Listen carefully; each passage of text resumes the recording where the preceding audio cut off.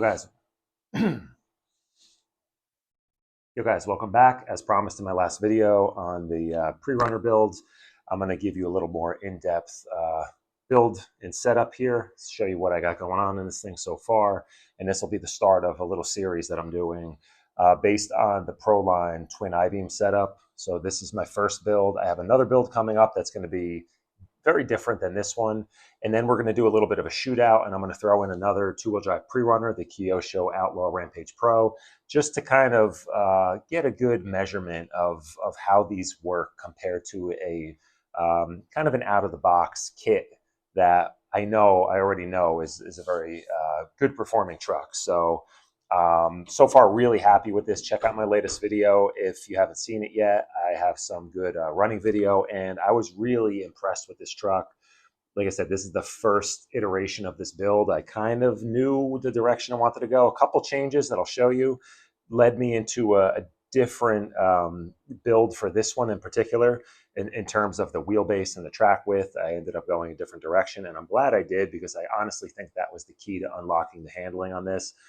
No offense to any of the guys who have done these kits before, but I've seen a lot of running videos on YouTube. It is hard to find a video that shows this truck performing in any way that makes it seem worthy of building one. For the amount of time and effort and money that goes into building one of these, because it's pretty involved, and I'm gonna get into all of that in this series, but it is pretty involved to get this thing built.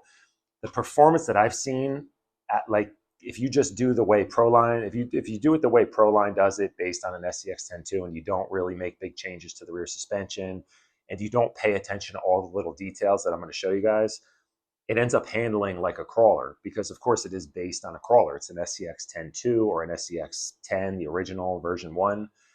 And if you don't change much, it's going to handle like a crawler, which that means not very good in terms of anything over a couple miles an hour. And I've seen some videos of these things that look horrendous. It looks worse than an SCX-10.2 set up as a crawler. They just don't steer very well. They're lifting, they're torque twisting like crazy. It just looks horrible.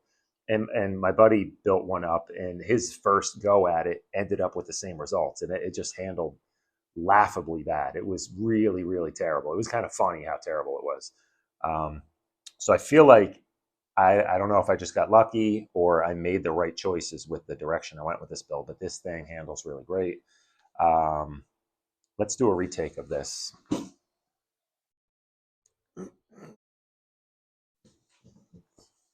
You guys, welcome back to the channel. As promised in my last video with the pre-runner build, I'm going to show you guys a little more in-depth setup of how I built this thing and how I got it to where it is. I honestly feel like I did unlock some secret code of getting these things to handle right, because no offense to any other guys who have built one of these, if you just go according to like the Proline build spec and you just do the I-beam kit on the front and you leave the rear suspension, you know, as it is out of the box, just changing it to trailing arms, but you don't do any long travel kit or anything, it just doesn't seem like it handles good. I've seen a lot of videos where they just look horrible. It looks like as bad, if not worse, than a regular SCX-10.2 crawler would if you made it do 20 miles an hour. I haven't even seen many videos of these trucks doing 20 miles an hour because it looks like they're not even capable of it. Very few. There's maybe like 2 guys out there, Double Clutch Productions, who of course is the guy that makes the long travel kit. So I would expect his running video to be good. Looks like he has his trucks dialed, but he has a lot of trucks dialed. So I think he knows what he's doing. And it does show in his kit. It really does make this thing handle nicely. I'm going to show you guys that.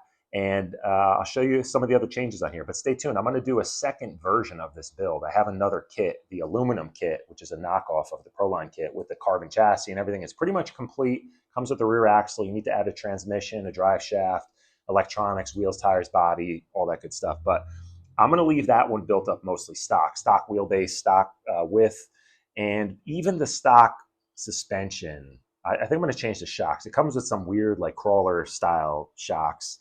I think I'm just going to change those out and run it and see what the difference is. I feel like the wider stance, the longer wheelbase, long travel kit is the way to go with these things, but we'll find out. We're going to put them up against each other and we'll see what makes the most sense on how to build this truck. And then I also have a Kyosho Outlaw Rampage Pro, which is a 2-wheel drive pre-runner style truck. It's a kit, comes mostly assembled. You need to add electronics, paint it, and you're pretty much good to go. That truck is awesome. It rips. That's going to be like kind of my gold standard for this. I already know that this one is going to compete with that. A pretty level playing field. This thing rips. I haven't driven the Rampage very much, but even just watching video, that truck looks like it handles really well. So I think that's going to be the standard because that is pretty much the easiest and most cost-effective way to end up with a two-wheel drive pre-runner. It's a really nice kit. This can turn into quite a project, and you could end up spending a lot of money on this, especially if you're really trying to get it dialed in.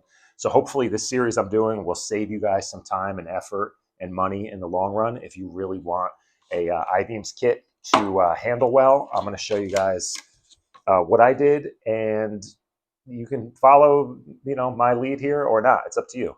But like I said, I've seen a lot of these that just don't turn out very well, and guys end up shelving them, or it just sits there and collects dust, and you don't really see. It's funny. You see like an initial test video, and then you see guys don't post any more videos because they're like, this thing is awful. I was shocked by how good this car performed on its first go, right? But again, I did a lot of research. I did research on real full-scale I-beam setups. I learned all the mistakes that my buddy made building his. So all the info I've gotten off the Facebook group and just watching YouTube videos and stuff. So I think I had a pretty good direction. There was one thing, I'll show you guys here, one thing that was kind of a happy accident. I got sent the wrong trailing arms, and that sent me down this road of doing a longer, wider wheelbase. And I'm really happy. It was like one of the best things that happened because I think that's the key to this truck. But I'm going to get you guys in here closer and we'll go over this whole setup, and I'm going to link everything that I have in this as best I can. These chassis rails are maybe not available, but it might just be the finish that I got that's not available. I haven't seen any others like it, but I'll put a link to these anyway. You could probably find something similar. They're probably just going to be painted. These are the raw steel version, but we'll get into that. There's a lot of details to cover here. Let me get you guys in here and I'll show you. Okay, let's start with the chassis here. This is an SCX 10.2 chassis. This one is made by Hot Racing, and it's just in a raw steel finish. I kind of thought it looked cool, and I found it on eBay. I haven't seen any others like it, but it doesn't mean they don't exist. But you could probably pick up a painted version. I'll try to link something up. I would be careful. I've seen Endura chassis out there, which is what my buddy Matt ended up going with. He went with a whole Endura roller, like a complete roller. He ended up not using a lot of it, and he had issues with the chassis in the front where the kit didn't really fit on perfectly, and he had to kind of crush the chassis rails down. So I would avoid the cheapest chassis because I don't think they're going to be made very precisely. And one of the keys to this build is getting these swing links and shock towers, because that's part of the mount. Everything needs to be very precisely aligned and the right distance from each other. This is kind of a really critical area to get everything set up right and get all this geometry working properly. And I'll cover that in more depth in one video. I don't want to make this insanely long, but I'll tell you guys what these settings will do and kind of how you want to set your toe and stuff. But anyway, I would say don't go with the cheapest chassis. Don't find one for $10 because I don't think it's going to be made very well. It seems like the Hot Racing one, I had no issues. Everything lined up right. So I would maybe go that route if you could find one. We'll just keep going down the list here. This is just a standard SCX 10 plastic skid for the 3-gear trans. I'm running, this is actually an Endura 3-gear trans I found on Amazon for like 20 bucks. Has metal gears inside, nylon spur gear, which is fine. You don't necessarily need a metal spur gear. It's pretty damn good. It's somewhat quiet. I added some grease. Seems to be working well. Pretty happy with it so far. Only issue with this, and we're going to really talk about that, is the gearing. This, of course, is a crawler trans, so it does have very low gearing. You're not going to get a ton of speed out of this. You can get an SSD version of this. You have to reuse some of these parts. Ends up being pricey, but it does add, it's like a high ratio trans. I don't know if that's the real way to go. I'm going to try to make this work because, again, it's 20 bucks. It bolts to it bolts to the skid properly, and you have no issues with motor clearance or link clearance and everything. It works. The angle of the drive shaft is not ideal. It'd be better if it was in the center, but it's really not bad. I don't have any big issues with that. So it works. I don't know. We'll see long term if I end up changing it. I have a bigger pinion coming, and I have overdrive gears for the rear to try to get a little more speed out of this thing, but we'll see how that works. But let's just keep going down the list here. The whole I-beam setup in the front is all just the Proline stuff. That is pretty much that. Now, I did not use the Proline trailing arms because of this long travel kit made by Double Clutch Productions, which is essentially just these shock towers. He has a kit that gives you all the hardware and spacers and the whole deal you can get from him.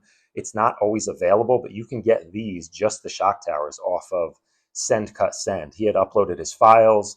I'll link that down below. You can just go there and get this directly from them. It might take a week to show up. I think they were like around $50. And then you just, make it work with the hardware you have and add some spacers. I'll show you guys what I did on mine, but it basically just bolts right onto the chassis, all of the holes lined up, and it gives you a more forward and lower link mount for your rear trailing arm here. And he specs this for a bomber length trailing arm, which is a little shorter than what I have. Now, I ordered bomber trailing arms, and they accidentally put Ryft trailing arms in the package, and these are longer than bomber trailing arms. So these measure, I was mistaken in my last video, I thought they were even longer, but these measure, they're around 150. These are separate pieces here, these rod ends thread into here. And these, for some reason, I couldn't get super tight. So this ended up being a little bit long, like a 152, 153. But my wheelbase ended up being exactly 13, which is perfect for the short course bodies that I'm using on this truck. So right about that 150, if you buy a Ryft, axial Ryft lower trailing arm, axial Ryft upper links, you're going to be set, because these are also 150, and these are mounted in the stock position. Now, one thing that could change, if you're running a different, this is a TRX4 rear axle, we'll get more into that, but if you're running a different rear axle, this could change slightly. So you are better off with links that have an adjustable, like maybe don't buy a solid aluminum link until you know the precise length you need. These you can adjust, of course, because these are threaded rod ends. You can adjust, you can play around with the length a little bit. So I don't know, maybe if you're running a different rear, these might bolt in a slightly different location. So just know that you're going to want to keep your pinion angle kind of about the same angle of your trailing arm, and you don't want it to change much throughout the cycle. You see how I'm not getting a huge change in my pinion angle? That's kind of what you're after. And you're going to have to get a pretty much a 150 mil, right around the 150 mil Driveshaft. This is from Mias Racing. It's really nice. It has a long engagement point, and it's splined the entire length. So this is a really nice piece. I did have to file the end of this a teeny bit, just the edge, because it was rubbing on the transmission case a little bit, but that was no big deal. Now, of course, when you mount, and this is covered in the Proline kit, you can follow all the instructions from Proline. They have a really nice instruction video on how to do the entire front setup. I highly recommend watching that, and it does show you the rear here. It's similar, but if you're not using their kit, you can just do it like this. I don't have any spacers mounted on the front. This is just directly to the shock tower, the new long travel shock tower. On the rear here, again, depends on the axle you use, but you're going to want to run some kind of spacer to keep these links going.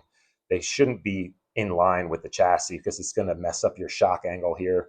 You want them to kind of angle out a decent amount. So I have a little 8 mil spacer, aluminum spacer here on the outside. Normally, your link would mount in here. I'm mounting it way out here. And of course, I just put a little, another spacer. I used a hollow ball, like a pivot ball from a rod end inside, and then the longer screw. So that's all you need to do for that. And then what that does is it keeps your shock angled properly from the top to the bottom. You don't want them to be like squatting in. It'll kind of rub on there, and it's just not going to give you very good action. You can see here where I have my shock mounted. This is a 5-inch travel power stroke. So it's about 125 mil. And you can see where I have it mounted just on the rearmost bottom hole and the second hole back on these Ryft links. And it gives me, it is kind of topping out onto the bottom of my battery tray, but how I have my sway bar mounted, I was gonna raise up the battery tray, but you can see here my sway bar, the rear diff cover would hit the sway bar anyway. So I'm not going to get much more. And I am getting full compression of the shock if I tilt the axle. So if you hit something at a little bit of an angle, I am getting full compression. And I'm also running these little bump stops. These are from an axial Ryft as well. So you can see I'm actually getting nice bump stop action. To go set up to the center, it's not a big deal. I don't really need it to go down any further than that. That was the main thing. I wanted kind of like full travel here without it sitting super high in the rear anyway. And this seems to be just about right. I am getting, just for reference, and I did measure this, 70 millimeters of travel in the back, which is about 2 3/4, way more than you would without that long travel kit. And in the front with these 90 mil shocks, I'm actually getting 50 millimeters, which is 2 inches. So that's really nice. So 3/4 of an inch more in the rear, which is nice because, you know, when you jump this thing in the air, the rear drops out more, and then you have more suspension when you land. So with the fronts, you can't really, let's see if I could show you guys here. I can't really get much more up travel, or I'm going to start having issues with things hitting, links hitting and the arms hitting. So a 90 mil shock that compresses to 65 is about ideal as far as up travel. I would love to have a slight bit more down travel, but I don't think it's going to help with handling. It would kind of maybe just look a little cool. You know, more travel is nicer, but honestly, a 90 mil is pretty much what you want with this. Some guys run hundreds, but what happens, it drops down so far, you get a really crazy positive caster angle, and I think it just makes handling really bad. And then you're not going to get, with a longer shock, you're not going to get as much up travel. So what you end up ultimately is a truck that just sits up higher and is going to handle worse. You want this thing to kind of sit, you know, sort of low. You can keep the front end a little high, but you can see I'm sagging a decent amount. I'm probably a third of the way into the travel with no body on this thing. On the rear, I'm about, same thing, maybe a third of the way into the travel, maybe even a little more. Just with the battery mounted, I don't have any, I might do a spare tire in the back, I don't know. But once the body's on here, it's going to settle in a little bit more. What else? Sorry, I'm trying to cover a lot here on one video without making it crazy long. Let's get into the rest of this, the wheel spacers. These are 1.9 Kowu, whatever, crawler wheels. You can find, these are adjustable offset. The main reason I got adjustable offset is because you can run these as a really deep dish. This is a negative 17 millimeter offset when you build them in this configuration. There's other options out there if you could find, but you want to get as much negative offset as you can just to try to achieve what I went after is 11 inches track width outside to outside, because that's what matches up with the short course style body, right? So how I achieve that on the rear, this is a TRX4 axle SSD portal delete. The portal delete, of course, increases your gear ratio, gives you more speed. You don't really want to run portals on this, and then portals would make it sit higher, which is not helping handling either. So SSD portal deletes. I do have a 12 millimeter hex on here. So it's an extended hex mounted to the axle to get a little more distance. And then these wheel hubs are 18 millimeter wheel hubs. The ones that came with it were 5 mil. So I added these 18. So I have a lot of extension on either side, but it gets me to 11 inches and it works really well. On the front, same deal, 17, negative 17 offset. On the inside, I'm just running those 18 millimeter wheel hubs. And then this is a standard, just like a regular 5 mil aluminum hex. So nothing special on the front. Of course, the front was a tiny bit wider. I think the portal delete actually made this axle a little bit narrower, but not a huge deal. You can make up for it. So it's pretty much 11 inches front and rear, perfectly matched. I did just add this brass diff cover on the back here. It was just a cheapie off Amazon. I wanted a little bit of extra weight on the rear just for, you know, a little more stability, just keep that weight down low, and a little better traction on the rear axle. Just a slightly heavier axle is going to kind of keep it planted better. You can see here, this is an aluminum diff lock servo mount for a TRX4 or a TRX6. I could always cut this front off once I figure out the position, but it's made for two different, a front and rear locker. I just have the rear one hooked up, and this is the stock cable that goes back to the whatchamacallit, see how that opens? Now, you know, that's an open diff. And then right from my controller, if I can move it by hand far enough, yeah, now it's lock diff. So what I found, if you're running this on like grass, high traction stuff, concrete, asphalt, whatever, the open diff is huge. Really makes a big difference in the handling. I think turns really nice with the open diff.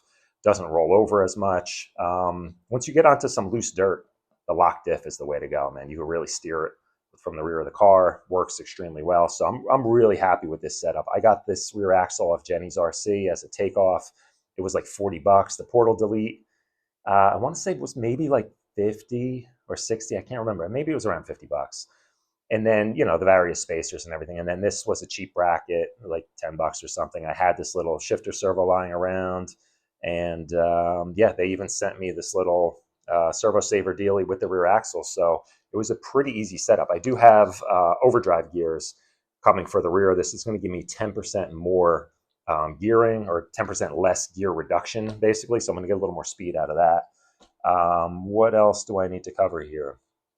This is the battery tray that comes with the Proline kit. These bumper mounts are just cheapies off Amazon, just aluminum. I don't remember if they were Endura, Kowu, one of those deals, but they fit nice, no issues with that. This servo mount, you have some options with this, but you do need to mount the servo in this exact position. You can't use the one that mounts it horizontally. It needs to be in line with the chassis. So this was one of the few ones I could find. This was an Endura, and it worked out nice. Now, I did have to, you really need to pay attention to this, your servo horn. You need to find a servo horn that is the right length. I could get a measurement on this real quick, so that you want all of these links to be parallel with each other, or as close to it as possible, right? You can't run a servo horn that's too long, or it's going to put your drag link here too far forward. You also really need to pay attention to the height. Now, if you look at it, my link going to the servo horn is a little bit higher than this other link here. And that's basically, you need to make sure your servo horn doesn't hit, hard to see in there, but make sure your servo horn doesn't hit into the chassis. If it does, it's going to severely limit your steering to one side. So just pay attention to that. This is actually, if I'm not mistaken, I had this lying around in the parts bin. I think this is a stock Red Cat steel servo horn. And it fit really nice on here. What I did have to do, you see this little spacer. It's a little aluminum spacer between the mount and the servo. That spacer came with this mount, and I ended up having to use it. And that's what raised this up just enough where I ended up not having the screw head here catch on this link under full compression. And then it also gave me the clearance I need up here with the chassis. So that worked out. That came, so there's, look, this is a Traxxas servo though. If you run a different servo, these are the things. This is what I mean. This is a pretty advanced build. If you don't know what you're doing and you don't pay attention to all these little things, this is a 2075X servo. Servos can vary very slightly with the distance from the mount here to the spline portion, and that could throw this off. So you just got to really pay attention to this. This is not a kit that you're just going to buy, watch the Proline video, throw it together, and be satisfied with. I can tell you that right now, because you're going to go out and run it, and you're going to be like, what the hell? This thing is a hot pile of garbage. So this is a little bit more advanced. I'm not going to say don't tackle it, but I'm going to say the devil is in the details with this. You really need to get things right down to your spring rate and the fluid in the shocks. Any one thing that's off, or a combination of a bunch of little things that are slightly off, is going to result in this thing just being like kind of useless.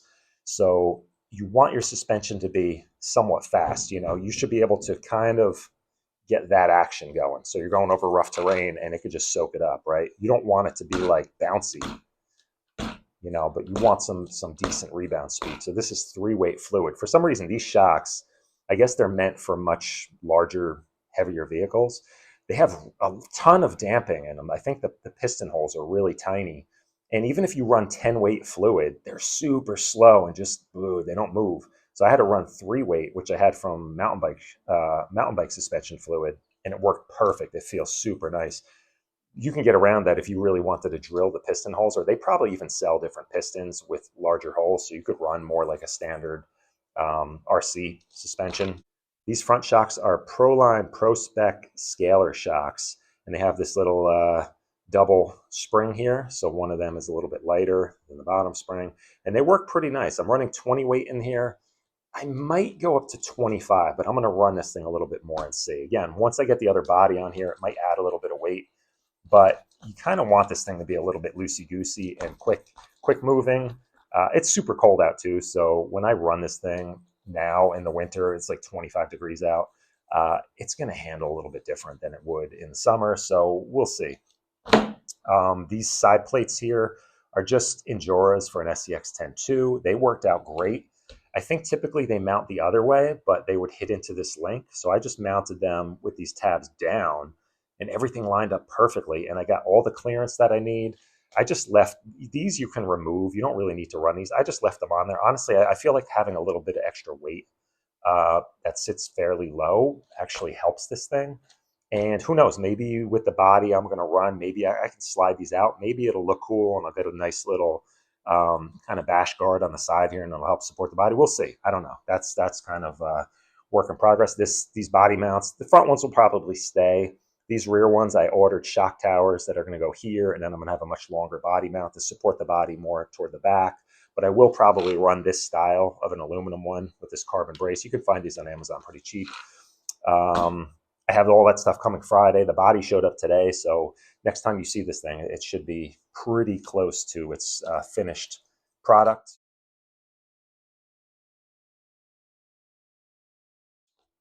Motor-wise, this is just a motor I had lying around, but it is a 3300 kV Holmes Trailmaster Pro. It is censored. I do have the sensor wire hooked up. Not important. You don't need it for this.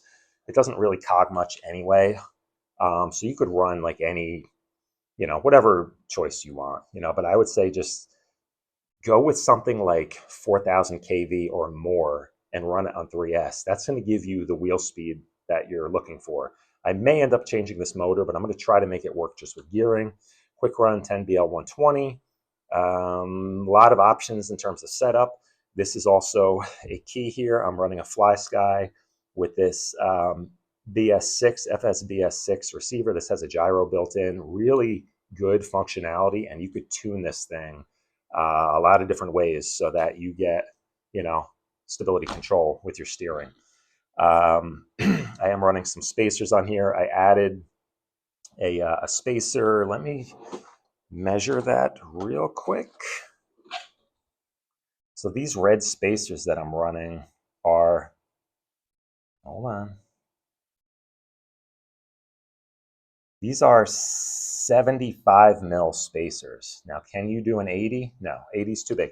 So 75 mil spacer, but then I have these little body washers, aluminum body washers here to make up the rest of it. You can just use regular washers in there.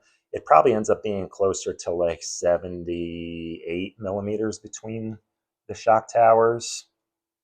But it really added a lot of stability. Before, when you compress this and it topped out, the whole shock tower reflects because it's plastic. So just putting this spacer there, and even if you're running dual shocks, this does have a mount for a dual shock there to there, just mount your shock here and put this spacer on the back. It adds a ton of stability to the front end and really makes it, your suspension is going to work better if it's not just flexing around.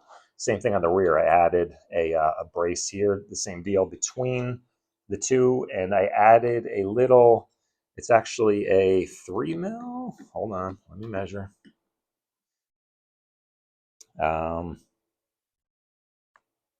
Yeah, so I added, so this is a 70 mil, and then on either side, it's kind of hard to see, a little black spacer, a 3 mil. So 76 millimeters between these two shock towers. And that worked out really well. Again, added a lot of rigidity to the chassis. I really don't have much flex going on here. And aside from the battery tray and the bumper mounts, I don't really have any of the stock bracing in here. The skid, of course, in the center. Let's see, what else didn't I cover? If I'm missing something, hit me up in the comments, guys. And it's a lot. I know this is a lot. I'm trying to get through it quick. There's going to be a lot more info. Like I said, for dialing this in and setting things up, that's going to be a separate video. I just wanted to get you guys a general overview of what I have in this truck in case you're building one and you want to go this route. Now, like I said earlier, I don't know. Maybe the shorter wheelbase, narrow stance is going to really make this thing handle terribly if you're building it up in more of a stock configuration, but I'm going to find out. So as I mentioned a couple times, I have an entire second kit. It just so happens that I had ordered one off AliExpress. It got delayed, didn't show up on time. They ended up giving me a refund, and then it showed up. So I was actually really happy. I ended up with a free full aluminum kit. but all the I-beams are aluminum. It comes with a carbon chassis. It's a nice kit. I'm going to build it up stock and see how it works and how it compares to this. So if you guys are interested in seeing that and then deciding which way you want to go, that would be worth watching. So the other final thing I just want to mention, there's a lot of stuff to buy with this. All these little parts are going to add up, right? You got to buy your chassis, your skid. Like this is an Element, I forgot to cover that, Element Enduro style rear sway bar. And it mounted up nice. I used the bumper mounts here. On that, I had to drill this one extra hole toward the front. So I just mounted it, used this as a guide, and drilled a hole there and ran another screw through, but it lines up perfectly. I have it mounted in the rear of the trailing arm. What I like about this, it's pricey. It was like 30 bucks, which is kind of crazy for a sway bar, but it comes with 3 different sway bars. This is the lightest one. I have a feeling once I get that Bronco body on here, I might have to go with the medium or the heavy one, but it makes a difference. It is noticeable. You don't want to go crazy on the sway bar, but it works. But all this stuff, what I'm saying is all this stuff adds up. 30 bucks here, 25 for the chassis. You know, it was like 15 for the skid. These were like 20 bucks. You know, your shocks, if you don't have the shock. This easily turns into, if you're not careful and you're just caught up in this easily turns into, with electronics and everything else, $500-600 bucks, depending on the wheels, tires you buy. You got to buy paint for the body. You know, it's, oh man, it's a lot. And when you consider, you know, what you can get a UDR slightly used for that much money. But so look, you're not building a cheap kit. That's what I mean. This is another reason I want to put this up against the Kyosho Outlaw Rampage Pro. That's a $230 kit. Throw $100 of electronics into it. It's a great truck. I'm just curious to see how this compares. But look, there's nothing else on the market that has I-beam suspension like this. It's super cool. It's unique. It handles very differently, I'd say. It looks very different. What's really cool is you'll see if you watch the running video, when you're cornering hard, you get like this little sway in the front, and the one inside wheel lifts up a little bit, and it just, I don't know, there's something about it. It looks cool. I don't know. I just geek out over stuff like that. But yeah, guys, that's it. I mean, let me know if you have questions. Like I said, this is going to be an ongoing thing, so I don't have all the answers right now. I don't know how. I don't know if I build the other one mostly stock. Maybe I just do the long travel kit. I don't know how that's going to compare, but that's why this is all kind of an experiment at this point. But like I mentioned at the start of the video, I was actually shocked by how well this thing handled. And I went out and ran this thing for, I don't know, 35-40 minutes. I didn't want to stop running it. I was having so much fun. It's such a fun truck to drive. That's why I'm not going to go too crazy chasing speed on this. It was fun as it is. I just need a couple miles an hour more just so I can keep the rear wheels spinning when I want to. And if I take it to like a sand track or something, it's not going to get bogged down. It's just, and I was running it at literally full throttle, like until you just hear it screaming the whole time. So I would prefer to get a little more speed and just be able to have better control. So I think that's it. I think that's it for now. There's going to be a lot of tuning. I can get this thing working even better. Things are going to change a little bit. Like I mentioned, I'm moving body mounts around. I'm doing a different body. The body's going to look awesome, by the way. I cannot wait. I'll insert a picture of it here.